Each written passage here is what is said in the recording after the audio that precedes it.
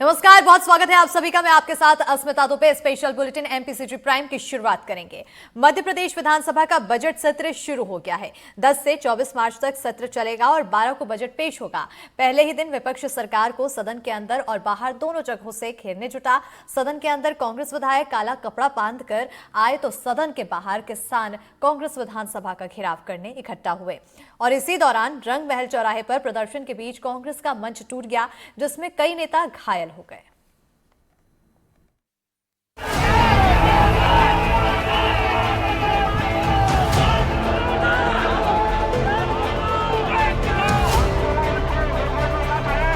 जब जब किसान आगे आता है सरकार डरती है, पुलिस को आगे करती है। हम चाहते सरकार मुंह ना छुपाए।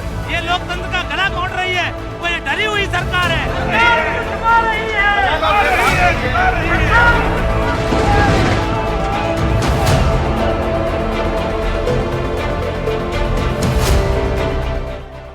मध्य प्रदेश की राजधानी भोपाल में किसान कांग्रेस विधानसभा घेरने निकली, लेकिन कुछ यूं रंग महल चौराहे पर उसका मंच टूट गया।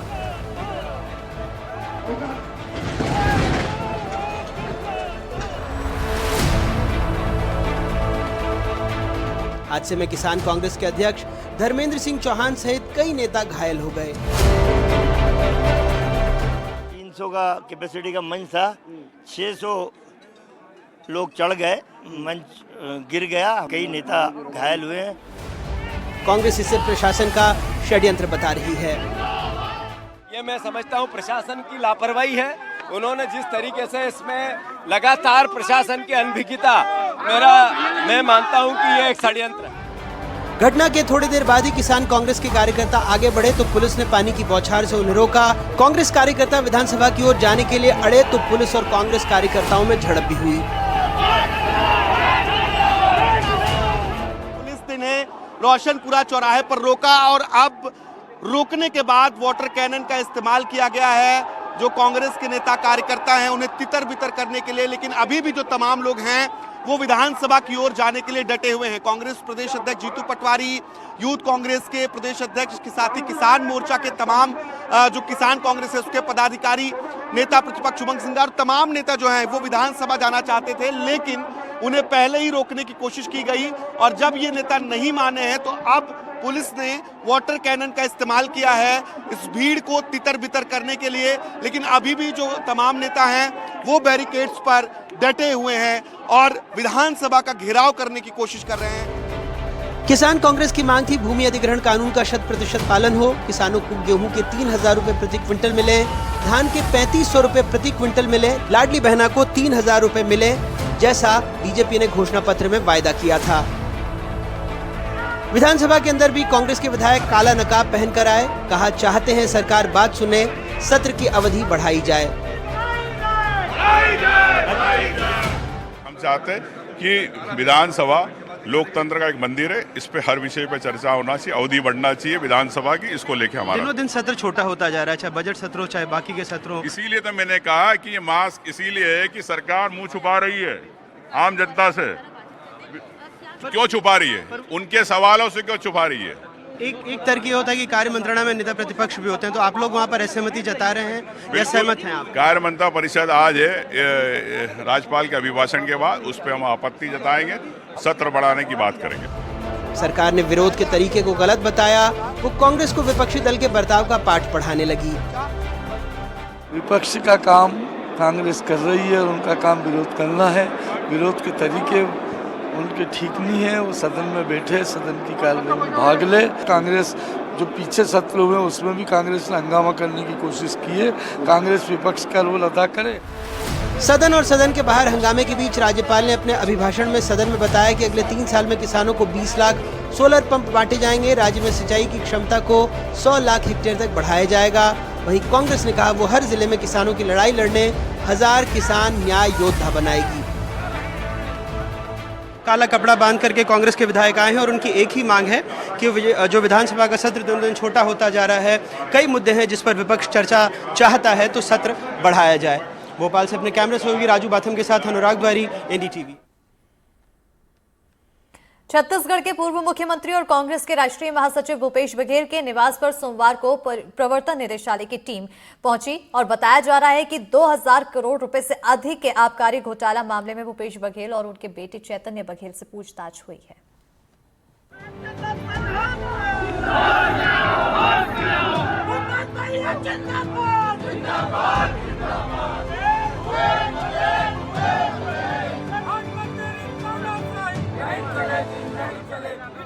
छत्तीसगढ़ के पूर्व मुख्यमंत्री भूपेश बघेल अब सीधे प्रवर्तन निदेशालय के राडार पर हैं। भिलाई में सोमवार को 4 गाड़ियों में ईडी के अधिकारी उनके घर पहुंचे। कार्रवाई के बीच नोट गिनने और सोना जांचने की मशीन भी आ गई। उनके बेटे चैतन्य बघेल से जुड़े कई ठिकानों समेत 14 जगहों पर छापे पड़े। दावा है कि 2100 रुपए के आबकारी घोटाले में चैतन्य बघेल को भी कथित तौर पर फायदा पहुंचाया गया। हालांकि कांग्रेस का कहना है ये सब राजनीतिक दुश्मनी है। लेकिन लगातार आप ऐसे लोगों के खिलाफ जांच करके प्रताड़ित करने की कोशिश कर रहे हो, उनको प्रभावित करने की कोशिश कर रहे हो, कई प्रकरणों में प्रभावित करके सफल होते हुए आप दिख रहे हो। गैर राजनीतिक दल भाजपा के विरोध में जो हैं उनके लोगों को तोड़ के अपने साथ खड़े करने में सफल होते हुए दिख रहे हो और उसमें अगर ईडी का इस्तेमाल होते हुए दिख रहा है।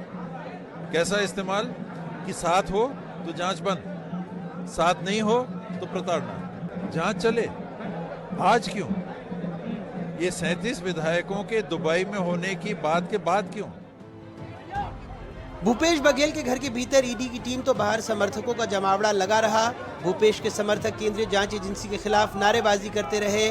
कांग्रेस के विधायक भी समर्थन में भूपेश बघेल के घर पहुंचे।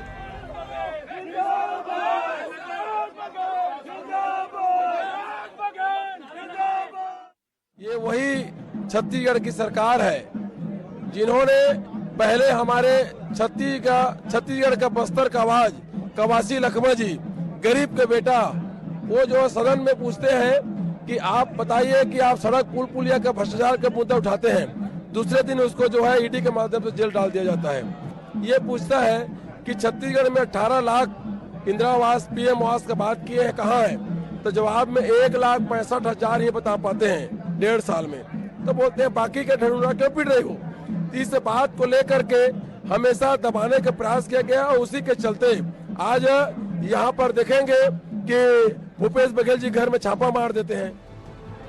प्रवर्तन निदेशालय की कार्रवाई को कांग्रेस राजनीतिक द्वेष बता रही है, लेकिन छत्तीसगढ़ सरकार के मुखिया का इस पर अलग ही तर्क है। इसमें प्रदेश का कोई दखल नहीं है। प्रदेश का जिस तरह से आरोप की दुर्भावनाओं से हो रहा है, ये सेंट्रल एजेंसी जांच कर रही है। केंद्रीय जांच एजेंसी की कार्रवाई के बाद एक बार फिर से छत्तीसगढ़ में सियासत तेज है।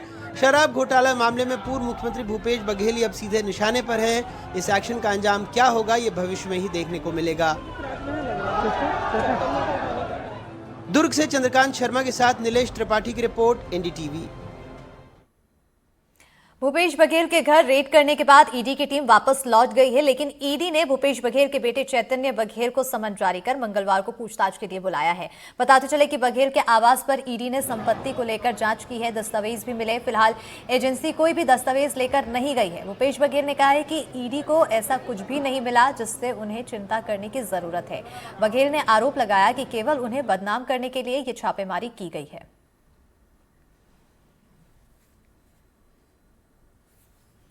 माधव नेशनल पार्क अब माधव टाइगर रिजर्व बन गया है। मुख्यमंत्री डॉक्टर मोहन यादव ने एक बाघिन को छोड़कर माधव टाइगर रिजर्व का उद्घाटन किया और इस मौके पर सीएम ने कहा कि कहां की चंबल के क्षेत्र में भी अब टाइगर का कुनबा बढ़ेगा, पर्यटन उद्योग को बढ़ावा मिलेगा।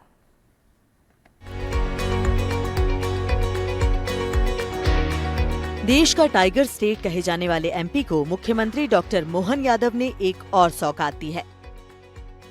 मुख्यमंत्री ने शिवपुरी जिले में मध्य प्रदेश के 90 और देश के 58वें माधव टाइगर रिजर्व का लोकार्पण किया है। इस मौके पर सीएम और ज्योतिरादित्य सिंधिया ने माधव टाइगर रिजर्व में एक बाघिन को छोड़ा, जिसे पन्ना टाइगर रिजर्व से लाया गया था। अब माधव टाइगर रिजर्व में बाघों की संख्या 6 हो गई है। बाद में इस टाइगर रिजर्व में एक और बाघ को छोड़ा जाएगा। अब आपको ये बताते हैं कि माधव टाइगर रिजर्व का क्षेत्रफल कितना है। तो इसका कुल क्षेत्रफल 37,523.344 हेक्टेयर है और इसमें आरक्षित वन क्षेत्र 32,429.52 हेक्टेयर है। साथ ही संरक्षित वन क्षेत्र 2,422 हेक्टेयर है और राजस्व क्षेत्र 2671.824 हेक्टेयर है। टाइगर रिजर्व के उद्घाटन के मौके पर मुख्यमंत्री और केंद्रीय मंत्री ज्योतिरादित्य सिंधिया ने माधव टाइगर रिजर्व के प्रतीक चिन्ह का अनावरण और 13 किलोमीटर लंबी बाउंड्री वॉल का भी लोकार्पण किया, जिससे टाइगर रिजर्व की सुरक्षा और वन्य जीव संरक्षण को और मजबूती मिलेगी। इस दौरान सीएम ने कहा, टाइगर स्टेट के रूप में प्रसिद्ध मध्य प्रदेश को अब नवा टाइगर रिजर्व मिलने से वन्य जीव संरक्षण को नई मजबूती मिलेगी। ये टाइगर रिजर्व बाघों की संख्या बढ़ाने और उनके प्राकृतिक आवास को संरक्षित करने की दिशा में एक महत्वपूर्ण भूमिका निभाएगा। स्वर्गीय माधव महाराज के जयंती के अवसर पर उनकी 80वीं जयंती ऐसे में माधव नेशनल पार्क से टाइगर अभयारण्य में बदला है। न केवल ये टाइगर अभयारण्य वन्य प्राणी बाघ के लिए अपना आशियाना बनेगा, बल्कि पूरा चंबल का बेल्ट और चंबल के साथ साथ मध्य प्रदेश को गौरवान्वित होने का अवसर मिलेगा। यहाँ रोजगार की संभावना भी बढ़ेगी, पर्यटकों का आवागमन भी बढ़ेगा, क्षेत्र में विकास के नए नए प्रकार से संभावना के द्वार खुलेंगे। आपको बताते हैं कि माधव टाइगर रिजर्व की विशेषताएं क्या क्या हैं। तो यहाँ 13.5 किलोमीटर और 8 फुट ऊंची सुरक्षा दीवार बनाई गई है। अंतर्राष्ट्रीय महत्व की जल संरचना रामसर साइट भी है और कई ऐतिहासिक भवन और पक्षी विहार भी हैं। माधव टाइगर रिजर्व न केवल वन्य जीव संरक्षण के लिए महत्वपूर्ण साबित होगा, बल्कि इस क्षेत्र में पर्यटन और स्थानीय अर्थव्यवस्था को भी नई दिशा देगा। शिवपुरी से एनडीटीवी के लिए अतुल गौड़ की रिपोर्ट। इंदौर के महू में बवाल के बाद अब शांति है। पुलिस ने अब तक 13 लोगों को गिरफ्तार किया है, लेकिन अब भी इलाके में भारी पुलिस बल तैनात है। इस बीच पुलिस ने लोगों से अफवाहों पर ध्यान नहीं देने की अपील भी की है। बवाल के बाद काबू में हालात, चप्पे चप्पे पर सुरक्षा बल तैनात, गली गली में पुलिस की गश्त। महू में बवाल के बाद अब शांति है। दुकानें और बाजार भी खुले, लेकिन शहर में चप्पे चप्पे पर पुलिस बल की तैनाती है। कलेक्टर आशीष सिंह ने लोगों से किसी तरह की अफवाह पर ध्यान न देने की अपील की है। साथ ही कहा है कि वीडियो के आधार पर हिंसा के आरोपियों की पहचान की जाएगी और हिंसा में शामिल लोगों पर कड़ी कार्रवाई की जाएगी। कहीं पर अब कोई भी समस्या नहीं है, इसीलिए आपके माध्यम से मैं सबसे अपील करता हूं कि सब लोग संयम रखें और किसी तरीके की अफवाह पर ध्यान न दें। वर्तमान में अभी हमारा जो प्रयास है पूरी तरीके से शांति जो स्थापित है आगे भी जारी रहे, इस पर है।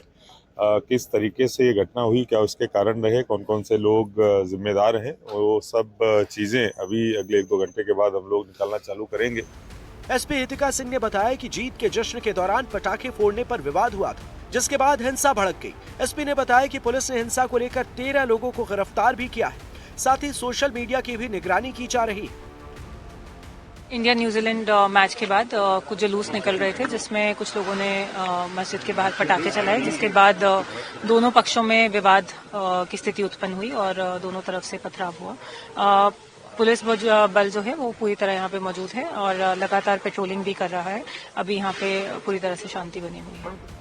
महू में हुए बवाल को लेकर मुस्लिम पक्ष का आरोप है कि भारत की जीत के जश्न के दौरान किसी ने मस्जिद में जलता हुआ पटाखा फेंका, जिसके बाद विवाद बढ़ गया और दोनों तरफ से पत्थरबाजी होने लगी।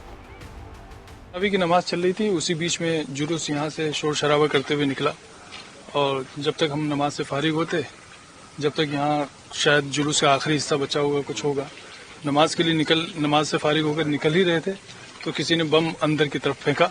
सुतली बम था वो और उससे पूरा धुआं उठा और पूरी सिचुएशन क्रिएट हो गई और सारे लोग पैनिक हो गए। इस तरह फिर वो बात बढ़ती चली गई।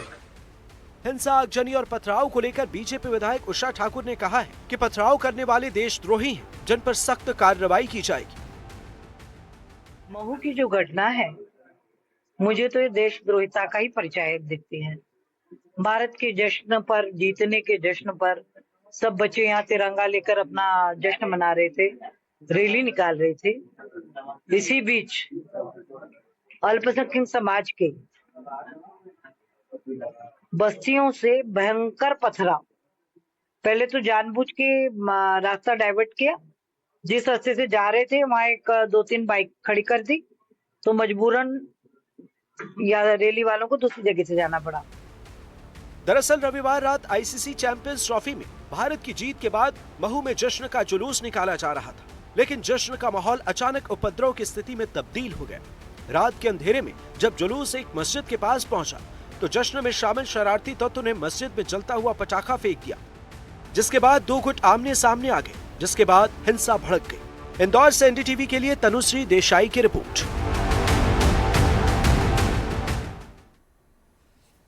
बैतूल के डहरगांव में hearty fruit IG barrage company के करीब 400 मजदूर अनिश्चितकालीन हड़ताल पर चले गए हैं। मजदूरों की हड़ताल की वजह क्या है, देखिए इस रिपोर्ट में। बैतूल के डहरगांव में hearty fruit IG barrage company के करीब 400 मजदूर अनिश्चितकालीन हड़ताल पर चले गए हैं। मजदूरों का कहना है कि कंपनी में शोषण किया जा रहा है, सुविधाएं ना के बराबर हैं और काम बहुत ज्यादा, इसलिए अनिश्चितकालीन हड़ताल कर रहे हैं। तबीयत खराब होने पर भी कंपनी इलाज नहीं करवाती है। ऐसी 10 सूत्रीय मांगों को लेकर मजदूर हड़ताल पर उतर आए हैं। आज जो मजदूरों की मांगे थी, जिसमें कि महिलाओं के लिए सुविधा है जो यहाँ पे नहीं मिल रही थी ब्लूबेरी कंपनी में, और जो हमारे वेतन की बात थी, मजदूरों के वेतन की बात थी, जो वेतन नहीं बढ़ रहा है 2.5 सालों से, उस वेतन को बढ़ाने के लिए हमारे मांग थी, जो कि आज अभी तक के कंपनी में लोगों ने नहीं सुना है, अधिकारियों ने नहीं सुना है।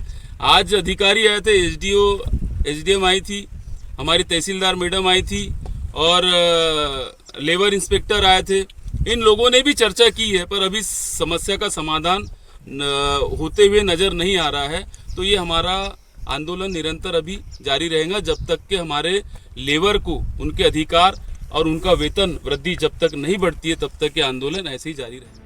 मजदूरों का कहना है कि hearty fruit IG barrage company में ना तो प्रमोशन होता है और ना ही बोनस मिलता है। ऐसे में यहाँ काम करना किसी शोषण से कम नहीं है।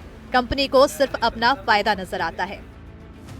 मजदूरों का आरोप, काम ज्यादा, सुविधाएं कम, मजदूरी दर बहुत कम, श्रम कानून का लाभ नहीं, हेल्थ इंश्योरेंस नहीं मिलता, बोनस नहीं मिलता, प्रमोशन नहीं होता। मजदूरों का कहना है कि जब तक उनकी 10 सूत्रीय मांगे पूरी नहीं की जाती है, तब तक हड़ताल जारी रहेगी और मजदूर कंपनी में काम नहीं करेंगे। हड़ताल के इस फैसले से कंपनी के सामने मजदूरों की किल्लत है, तो मजदूरों के सामने आजीविका की चुनौती।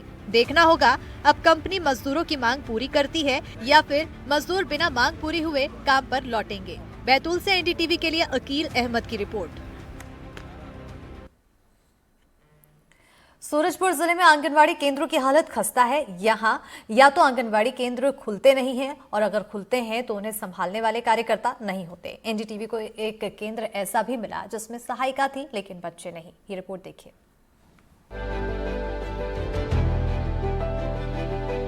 गर्भवती महिलाओं और बच्चों के सर्वांगीण विकास के साथ साथ पोषण को ध्यान में रखकर देश भर में आंगनवाड़ी केंद्रों की स्थापना की गई थी, लेकिन सूरजपुर के दूरस्थ इलाकों में हकीकत कुछ और ही है। यहाँ आंगनवाड़ी केंद्र है, उसमें सहायिका है, लेकिन बच्चे नहीं हैं। जिला मुख्यालय से करीब 120 किलोमीटर दूर भटगांव विधानसभा के बैजन पाठ आंगनवाड़ी केंद्र के रजिस्टर में 38 बच्चे और 5 गर्भवती महिलाएं दर्ज हैं, लेकिन जब एनडीटीवी की टीम यहां पहुंची, यहां ना तो आंगनवाड़ी कार्यकर्ता थी, ना बच्चे मौजूद थे, सिर्फ सहायिका मौजूद थी। छोटे बच्चों को शिक्षा व गर्भवती माताओं को पौष्टिक युक्त भोजन मिल सके जिससे उनकी सेहत बेहतर रहे, इसके लिए प्रदेश में कई आंगनबाड़ी केंद्र बनाए गए हैं और अलग अलग जगहों पे ये आंगनबाड़ी केंद्र संचालित भी हो रहे हैं। ऐसे में जो सूरजपुर जिले का दूरस्थ क्षेत्र है, बिहारपुर का एरिया है, ये बैजनपाट का इलाका है, यहाँ पर की स्थिति अभी आप देख सकते हैं। ये आंगनबाड़ी केंद्र बैजनपाट है जो ग्राम पंचायत खोहिर में है। इसके हालात के अभी हम पहुंचे हैं, इसके हालात के बारे में एक बार जानने का प्रयास करेंगे।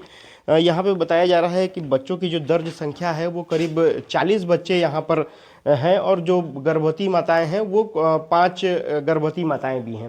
तो एक बार जानने का प्रयास करते हैं कि बच्चे आज यहाँ पर कितने आए हुए हैं। तो आप देख सकते हैं कि यहाँ पे ना कोई बच्चा यहाँ पर पहुँचा हुआ है जो ना ही जो कार्यकर्ता हैं आंगनबाड़ी केंद्र की वो यहाँ पर पहुँची हुई हैं।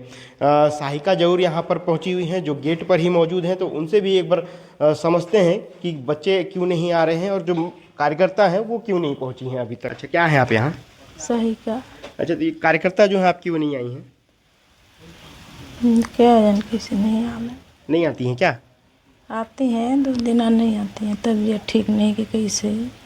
बच्चे कहाँ हैं? तो यहाँ पे एक भी तो बच्चे नहीं दिख रहे हैं अंदर। नहीं चले गए हैं, आपको देख गाड़ी पर डराते हैं तब को निकले वहाँ बड़े। ये तो आंगनबाड़ी केंद्र है, तो गाड़ी देख के क्यों यहाँ से डर के भागेंगे? लड़का लोग छोट छोट है तो भाग देंगे। 40 बच्चों में केवल 2 ही लोग आते हैं, आप बता रही हैं तो? ना ही आते हैं सर, अभी नहीं आए हैं। अभी नहीं आए? तबीयत ठीक नहीं है कि कैसे। आंगनवाड़ी केंद्र के ये हालात तब हैं जब प्रदेश की महिला एवं बाल विकास मंत्री लक्ष्मी राजवाड़े इस विधानसभा से चुनाव जीतकर विधानसभा पहुंची हैं। लेकिन फिर भी लापरवाही ऐसी कि कहीं आंगनवाड़ी केंद्र खुलते नहीं हैं, अगर खुलते भी हैं तो उसमें बच्चे नहीं पहुंच रहे हैं और न ही आंगनवाड़ी संचालित करने वाले कार्यकर्ता। आंगनबाड़ी केंद्र की संख्या को लेकर मंत्री लक्ष्मी राजवाड़े ने कहा कि बच्चों को केंद्र तक लाने और शासन की योजनाओं का लाभ दिलाने के लिए प्रयास किए जा रहे हैं। देखिए, रही बात चांदनी बिहारपुर, जो मेरे विधानसभा में दूरस्थ अंचल भी है, चांदनी बिहारपुर मंडल भी पड़ता है। वाकई में जो स्थिति है वो स्थिति नहीं है, लेकिन उस डिपार्टमेंट की मंत्री होने के नाते मेरे क्षेत्र में जो चांदनी बिहारपुर है उसमें आंगनबाड़ी में बच्चे कैसे आए उसके लिए पूरी तरह से प्रयास किया जा रहा है और शासन की योजनाओं के माध्यम से जन जागरूकता लाने के माध्यम से हम उन्हें प्रेरित कर रहे हैं कि अपने बच्चों को आंगनबाड़ी केंद्र भेजें और जो औपचारिक शिक्षा होती है जिस खेल के माध्यम से उसे बढ़ाने का प्रयास कर रहे हैं। तो ये हमारा प्रयास। बैजनपाट इलाका जिले के सुदूर इलाकों में शामिल है, जहां सुविधाएं महानगरों की तुलना में बेहद कम हैं। इसलिए बच्चों और गर्भवती महिलाओं को पोषण युक्त भोजन मिले, खेल खेल में बच्चों का मानसिक विकास हो, इसके लिए जागरूकता के साथ साथ सख्त कदम उठाने की भी जरूरत है। कोई भी अधिकारी है यहाँ पे, चाहे जिला के अधिकारी हों या ब्लॉक लेवल के अधिकारी हों, ऐसे में कोई भी यहाँ पे विजिट करने नहीं आता, ना यहाँ के हालात जानने आते। सबसे बड़ी बात ये है कि जो ये विधानसभा है ये महिला बाल विकास मंत्री लक्ष्मी राजवाड़े का विधानसभा है। ऐसे में आंगनबाड़ी की हालात इस तरह से होना ये समझ से परे है। इमाम हसन, NDTV, सूरजपुर। क्या रोहित शर्मा एक और 50 ओवर विश्व कप का हिस्सा हो सकते हैं? और अगर रोहित होंगे तो क्या विराट को भी हम एक और वर्ल्ड कप में देख पाएंगे? ये दोनों ही सवाल करोड़ों क्रिकेट फैंस को रोमांचित करने वाले हैं। ऐसे में ये समझना भी जरूरी है कि आखिर हम ऐसा क्यों कह रहे हैं। One more thing, I'm not going to retire from this format, just to make sure that no rumors are spread moving forward. Okay, guys, thank you so much. Rohit का ये स्टेटमेंट किसी सवाल के जवाब में नहीं आया, किसी ने उनसे रिटायरमेंट पर प्रश्न भी नहीं पूछा था, लेकिन रोहित ने खुद बता दिया, क्योंकि उन्हें पता है कि चैंपियंस ट्रॉफी की जीत का जश्न पूरा होते ही कुछ स्वयंभू एक्सपर्ट्स का अगला सवाल क्या होगा। One more thing, I'm not going to retire from this format, just to make sure that no rumors are spread moving forward. Okay, guys, thank you so much. अपनी बात रखने के बाद रोहित की मुस्कुराहट और उनका बॉडी लैंग्वेज भी काफी कुछ कह गया। स्वयं की ओर से दिए जवाब देने के बाद उन्होंने कोई क्रॉस क्वेश्चन नहीं लिया, यानी कि कह सकते हैं कि ये रोहित का लास्ट वर्ड था। और फिर रोहित मुस्कुराते हुए चलते बने। वे प्रेस कॉन्फ्रेंस खत्म कर जा रहे थे, लेकिन उनकी बातें, उनका बॉडी लैंग्वेज ये कह रहा था कि मैं हूं और रहूंगा। जाहिर है अब फैंस यही मानेंगे कि 50-50 फॉर्मेट में अगर रोहित हैं तो विराट भी हैं, और फिर दोनों हो भी क्यों नहीं। जिस जोड़ी ने 10 महीने के अंदर आपको 2 ICC ट्रॉफी दिलाई हो, उसके अगले 2-1 साल टीम में होने पर कैसा सवाल। और यही से अब सबसे बड़ा सवाल, तो क्या कोहली रोहित की जोड़ी को हम अगले ODI विश्व कप में देखेंगे? 2027 में ये विश्व कप साउथ अफ्रीका, जिम्बाब्वे और नामीबिया में खेला जाएगा। आमतौर पर टीम प्रबंधन 2 साल पहले से ही इसकी तैयारी शुरू कर देता है, यानी कि 2027 के वनडे विश्व कप की तैयारी के श्री गणेश का वक्त आ चुका है। और ऐसे वक्त पर रोहित अगर टीम के साथ रुकने का फैसला ले रहे हैं तो यकीनन कोहली रोहित के करोड़ों फैंस कैप्टन के इस बयान को सेलिब्रेट कर सकते हैं। रोगों की उम्र पर उनकी फिटनेस, उनका क्रिकेटिंग सेंस, उनकी कमिटमेंट बहुत भारी है। इसलिए मुमकिन है कि इन दोनों दिग्गजों में एक विश्व कप और बाकी है। NDTV के लिए ब्यूरो रिपोर्ट।